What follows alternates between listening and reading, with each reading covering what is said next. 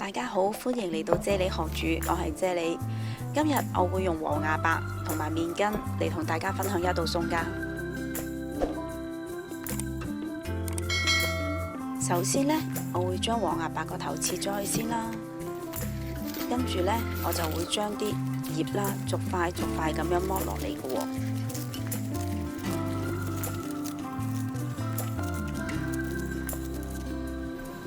剝好咗嘅黃芽白啦，我會將佢浸水，浸咗30分鐘先嘅。咁樣呢，就可以令到啲農藥呢就溶解喺水入邊嘅喎。浸完之後啦，我仲會用流動水啦，係將黃芽白徹底咁樣洗乾淨㗎。黃芽白浸緊水嘅時候啦，咁我哋呢就處理咗啲麵筋先啦。麵筋同樣地，我哋都要用清水將佢浸10分鐘先嘅。浸好咗嘅麵筋啦，我哋都要用清水將佢洗乾淨，同埋揸乾水分嘅喎。咁我哋就可以準備將佢切件㗎啦。而家呢，我哋就將麵筋切到細細嚿啦。咁樣呢，啲麵筋煮嘅時候會更容易腍啦，同埋呢可以更好地吸收啲湯汁嘅喎。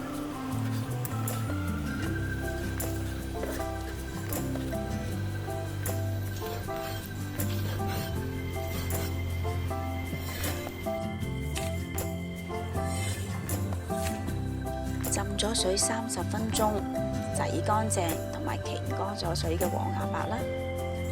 而家呢，我哋要將佢切成條嘅喎。首先啦，就切咗葉嘅部分先啦，跟住梗嘅部分呢，我哋會跟住啲纖維直切成粗條嘅。咁樣切嘅黃芽白呢，煮起上嚟呢就會比較容易腍啦，同埋係會比較好食啲嘅喎。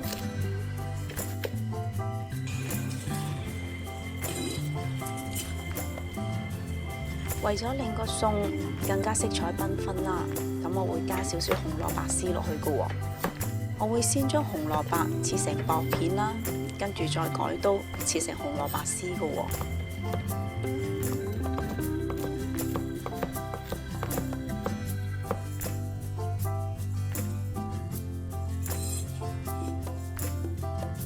而家我哋就燒熱咗啲油先，跟住呢就會將薑片啦、蒜蓉啦爆香咗佢先嘅喎。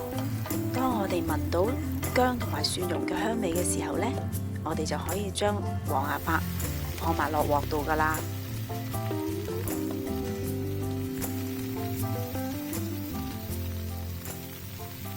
我哋稍微輕輕炒咗幾下之後，就可以將啲紅蘿蔔一齊倒埋落個鑊度，一齊炒勻佢噶啦。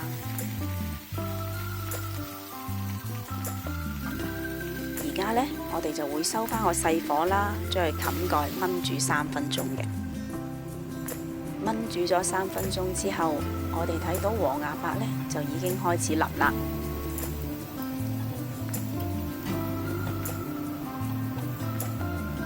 而家呢，我哋就開始落調味啦。咁我哋會落少少鹽啦、少少糖啦，同埋少少雞粉嘅喎。跟住呢，就將佢撈勻佢啦。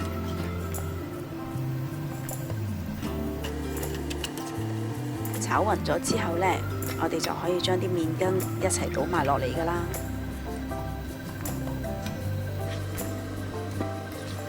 我哋而家呢，就開返個大火啦，等佢繼續煮多3分鐘㗎喎。再煮多3分鐘之後，我哋而家睇到麵筋已經係吸飽晒湯汁㗎啦。咁而家我哋就將佢上咗碟先啦。而家我要開始試食啦，同大家分享下啲味道先。麵筋索晒黃芽白鮮甜嘅湯汁啦，黃芽白呢又有麵筋嘅豆香味喎。原來呢兩種味係好夾㗎，真係好好食。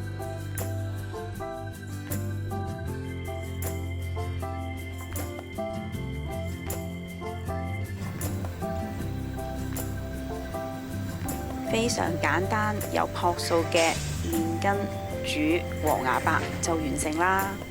同我一樣咁鍾意食素菜嘅朋友仔，請你哋俾個 like 我啦。同埋記得訂閱我嘅 channel 啦，同埋多謝晒你哋嘅收睇，我哋下一條片再見啦，拜拜。